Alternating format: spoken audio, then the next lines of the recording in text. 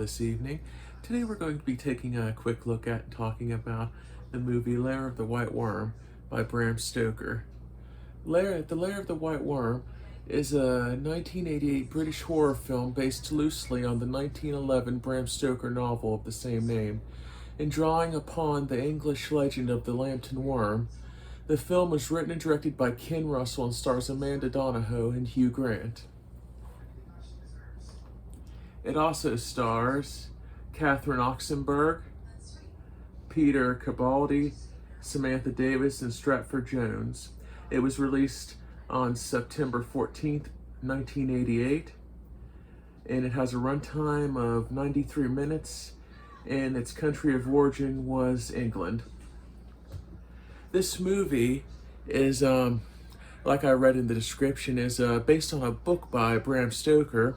One of his more famous, or sorry, maybe not more famous, but one of his other famous notable books being Dracula. The other notable movie being Bram Stoker's Dracula, which I'm sure a lot of us have seen, starring a young Keanu Reeves opposite Gary Oldman, who played Dracula. Gary Oldman, just a phenomenal actor in my opinion. In this movie, it's kind of another take on vampirism. The lady on the front, Amanda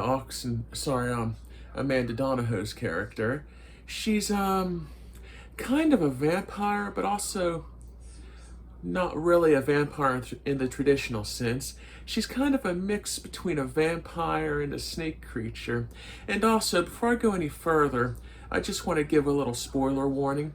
If you haven't seen the movie yet, or if it's been a while since you've seen the movie, you may want to pause the video here just until you've seen it. It's definitely worth a watch if you haven't seen it yet, or if it's been a while, it's definitely worth revisiting. Very good, entertaining movie. And I'll start by reading the back here. Also, before I get started, one thing I don't like is I ordered this from Amazon, and when I got it, you can still see the sticker residue on the back right there. It had like a big sticker on the back of the slipcover. I tried to be careful and peel it off, but it still left quite a bit of residue, as you can see. That's just one negative. It's not on the release itself, it's just this copy of it I got from Amazon. But there's the front of the slipcover, back of the slipcover there. I'll go ahead and read the back of the slipcover, then we'll take it off, look at the case and the actual disc. Sorry. Also, this was a Vestron video release, number 6 in the series, Vestron Video. Just a really, really good boutique label that releases good films. Go ahead and read it here.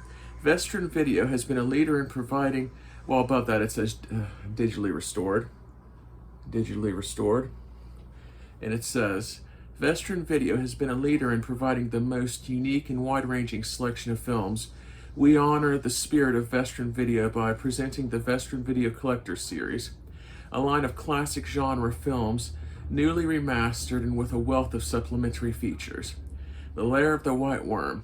Hugh Grant, Amanda Donohoe, and Catherine Oxenberg star in this mix of heart-stopping horror and campy humor.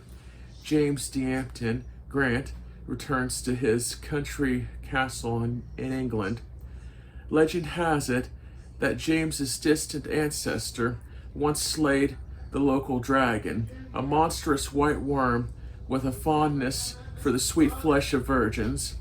The young lord dismisses the legend as folklore until archaeology student Angus Flint explores James's property and unearths a massive reptilian skull and a pagan snake god's ancient site of worship. When James's virtuous girlfriend, Eve Trent Oxenberg,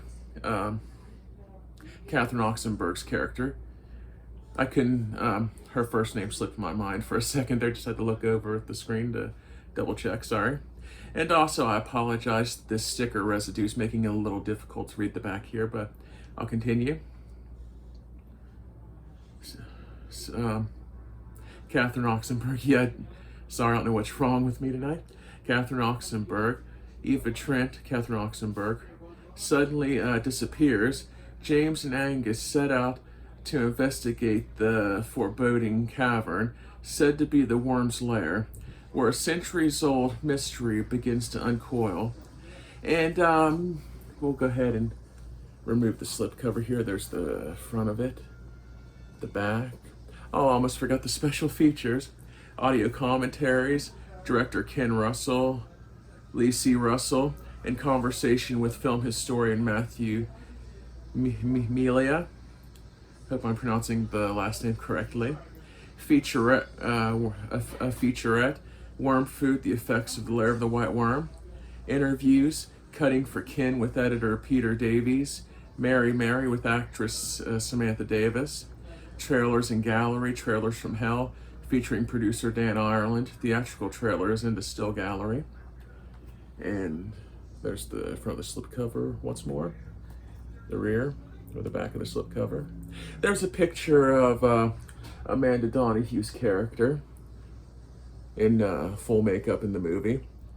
Like I said, she's kind of a mix between a vampire and a snake creature. Go ahead and remove the slipcover here. And there's the front of the case, back of the case. It's pretty much just like the slipcover was. Go ahead and open it up here. There is no reversible cover art, but there's the Blu-ray right there.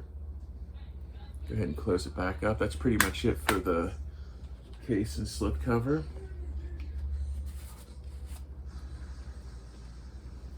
And let me, switch screens here, I apologize.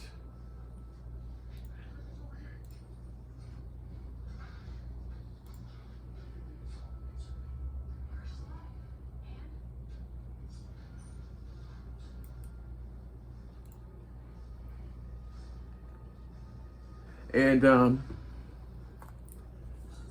Amanda Donahue's character, the lady Sylvia Marsh, that's the character she plays in the movie, who's the vampire snake creature hybrid. And basically in the movie, it goes back to Roman times, how they worshipped a snake god or a snake deity there. And it does have some graphic scenes in it, especially when it goes into the history of that. And basically, she lures victims to offer up to her snake god, the one she serves. And it's got some parts in there also where it gets graphic, where she's luring victims.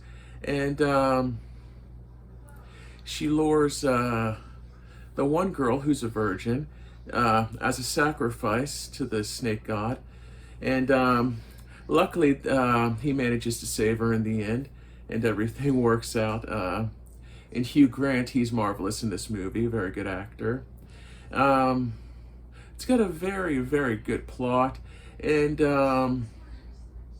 just the vibe and feel of the movie. You can tell it's a Bram Stoker movie. Something very different from Dracula, along the same lines to a degree, but it's completely different. Like I said, she's not exactly a vampire, but a snake vampire hybrid. And throughout the movie, she lures people. And in the beginning, she comes back there and moves back into the mansion. And there's talk around the town about somebody living in the mansion again. And the local police officer actually goes there. And if memory serves me right, he's actually one of her first victims. And just a very entertaining movie.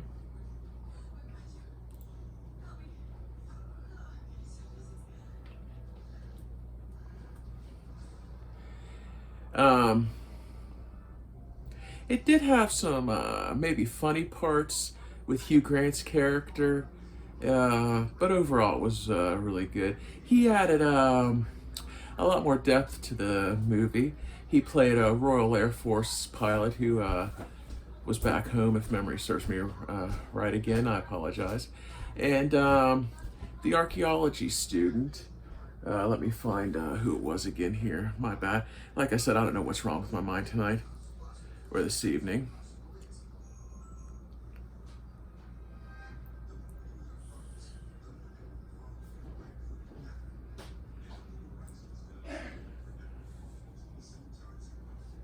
Yeah, James's girlfriend, Eva Trent. When when uh when James's girlfriend gets abducted by uh Amanda Donahoe's character, he goes to save her with Hugh Grant and his character, and she's offered up to the snake deity as a virgin sacrifice to fully resurrect the creature. And in the end, they show up and thwart the plan working together. And she basically, trying to think how to word it. She basically gets destroyed along with the snake deity in the end. They fall back down the hole it comes out of together. And it's got some mature parts in it, some graphic scenes, like I said. And I think it has a good mixture of ambience to the movie, like the setting and immersion, and just a good mix of immersion and comedy in a few small areas and stuff. And overall, it's just a really good horror movie, or sci-fi horror movie. Definitely another classic by Bram Stoker. I apologize. Like I said, I don't know what's wrong with me tonight. My just not just don't have everything on hand as fast as I normally do. I apologize for that. I hope you guys enjoyed the video review of Lair of the White Worm. Definitely worth checking out if you haven't seen it, like I said. Or like I said, if you have seen it, it's definitely worth revisiting. Just a great classic movie. Maybe not quite as good. Well, yeah, it is. I take that back, yeah. It's as good as Dracula in its own right. Just completely different. It can't be compared to that movie, just like that movie can't be compared to this movie. They're completely opposite movies, but they're still both great movies and classic Bram Stoker stories. Definitely two movies worth checking out. Just really good classics. And I think I've rambled on enough here. I hope I covered everything, and I hope I gave a good explanation of the story. I hope you guys enjoyed the review. Thank you for watching. Thank you.